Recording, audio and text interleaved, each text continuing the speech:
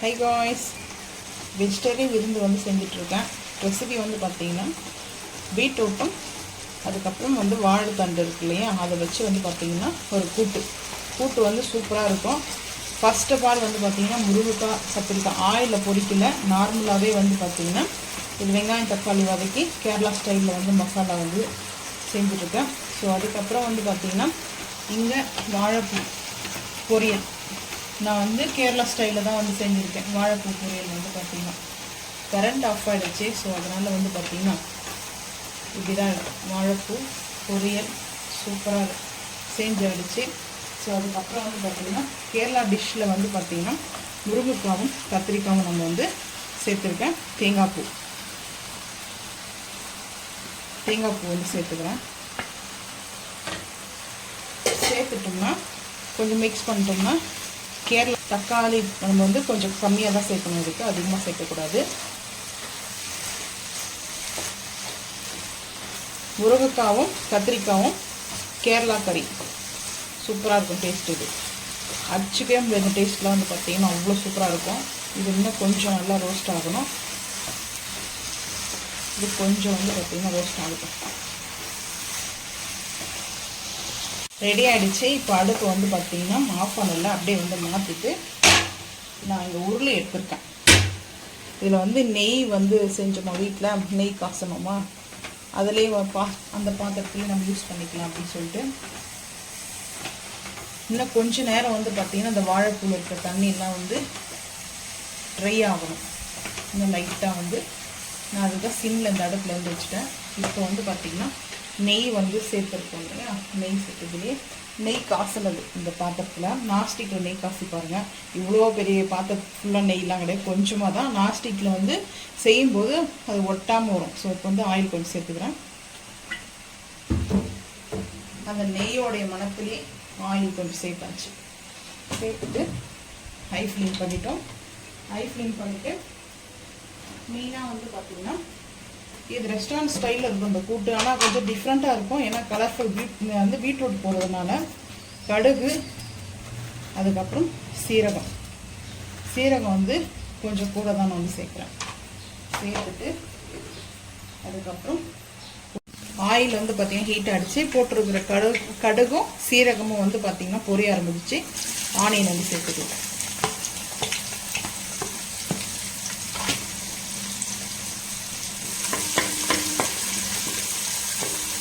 அது கூடவே வந்து பார்த்திங்கன்னா காஞ்சி மிளகாய் வெத்தல் சொல்லுவாங்க இல்லையா, அது வந்து பார்த்திங்கன்னா red chilli, try red chilli வந்து நான் சேர்த்துருக்கேன்.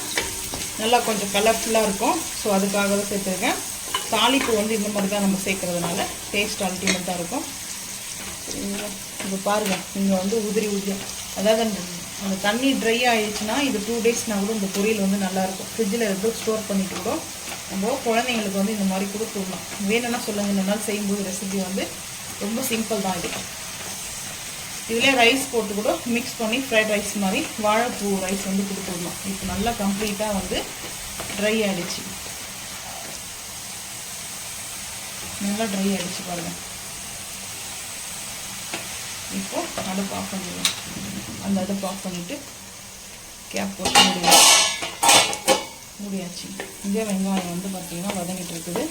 இந்த வெங்காயத்துக்கு வதங்கிறதுக்கு கருவேப்பிலை வந்து கொஞ்சம் சேர்த்துக்கலாம்.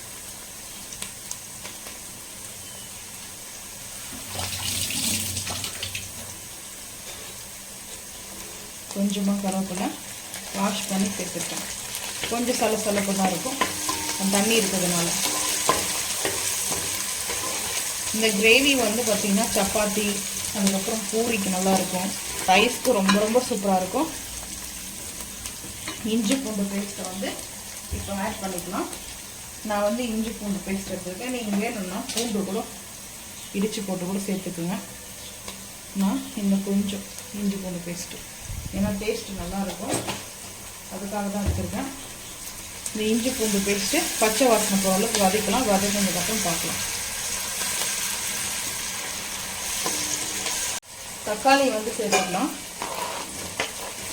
தக்காளி வந்து நான் கொஞ்சமாக தான் வந்து எடுத்துருக்கேன். மீடியம் சைஸில் 2 தக்காளி, மீடியம் சைஸில் 2 வெங்காயம் குட்டி குட்டியாக இருக்கும் இல்லையா, அதை வந்து எடுத்துருக்கேன். பெரிய சைஸாக இருந்தால் நீங்கள் 1 எடுத்துக்கலாம். இப்போ வந்து தக்காளி வதங்கட்டும், வதங்கினதுக்கப்புறம் பார்க்கலாம். பெருங்காயம் கொஞ்சம் சேர்த்துக்கலாம். தக்காளி வதங்கிடுச்சு. அதுக்கப்புறம் மிளகாய் தூள், காஷ்மீரி மிளகாய் பொடி வந்து பார்த்தீங்கன்னா நான் 1 ஸ்பூன் வந்து எடுத்துக்கிறேன். இன்னும் கொஞ்சம் எடுத்துக்கிறேன், ஏன்னா 1 ஸ்பூன் வந்து 3/4 டீஸ்பூன் எடுத்துருக்கேன். ஏன்னா பீட்ரூட்லாம் சேர்க்கறதுனால. இதுக்கு வந்து பார்த்தீங்கன்னா ஸ்பெஷலாக கூட்டு மசாலா பொடி வந்து நம்ம அரைக்கலாம். இப்போ வந்து முடிஞ்சிச்சு, நான் வந்து அரைக்கல. வெறும் மிளகாய் தூள் மட்டுமே வந்து பார்த்தீங்கன்னா சேர்க்கலாம். டேஸ்ட் ரொம்ப நல்லாயிருக்கும். பாசிப்பருப்பு வந்து நான் வந்து பார்த்தீங்கன்னா பாசிப்பருப்பு நல்லா வாஷ் பண்ணி ஒரு 2 விசில் வந்து வேக வச்சு எடுத்துக்கிட்டேன். அதை குக் பண்ணி எடுத்தாச்சு.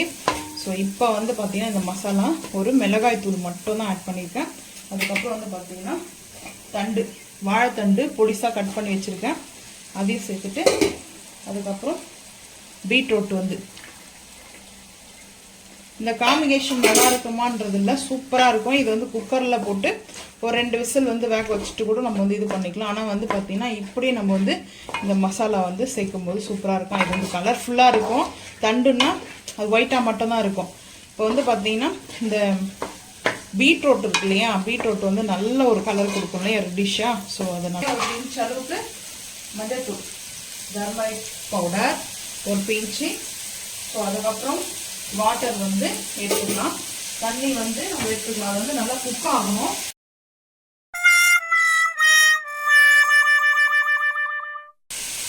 ஒரு 15 ஒரு 20 நிமிஷம் வந்து குக் ஆகணும். இப்போ வந்து தண்ணி சேர்த்துக்கலாம். தண்ணி சேர்த்துட்டு காரம் உப்பு இந்த டைம் நம்ம செக் பண்ண வேண்டாம். இதெல்லாம் மிக்ஸ் பண்ணிவிட்டு இதில் இன்னொரு நாள் கிரேவி செய்யலாம். இது வந்து பார்த்தீங்கன்னா ஹோட்டலெல்லாம் வந்து பார்த்தீங்கன்னா நம்மளுக்கு கூட்டு, இந்த கூட்டுலாம் வந்து ரொம்ப டேஸ்ட் அல்டிமேட்டாக இருக்கும். கல்லுப்பு வந்து சேர்த்துக்கலாம். கல்லுப்பு வந்து சேர்த்துட்டு கொஞ்சம் மிக்ஸ் பண்ணிக்கலாம். மிக்ஸ் பண்ணிவிட்டு வந்து பார்த்தீங்கன்னா ஒரு 20 நிமிஷம் வந்து பார்த்தீங்கன்னா நம்மளுக்கு கரெக்டாக ஒரு 20 நிமிஷம் வந்து பார்த்தீங்கன்னா குக் ஆகட்டும். அதுக்குள்ளே நல்லா வந்து இந்த நம்ம பொடிசாக கட் பண்ணி போட்டிருக்கோம் தண்டும் பீட்ரூட்டும் கரெக்டாக வந்து குக் ஆகிடும். கேப் போட்டுக்கலாம். கேப் போட்டு 20 நிமிஷம் கழிச்சு வந்து ஓப்பன் பண்ணி பாருங்க.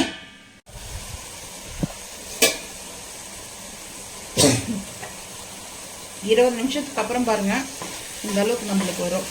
பொரியல் மாதிரி வந்துடுச்சு இல்லையா.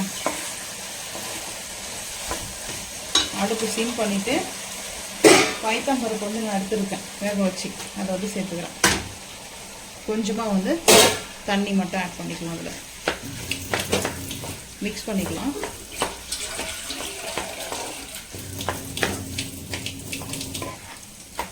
வாழைத்தண்டோட வந்து பார்த்தீங்கன்னா வேர்க்கடலை இடிச்சு போட்டு கூட செய்யலாம். அது இன்னொரு நாளைக்கு வந்து செஞ்சு காமிக்கிறேன்.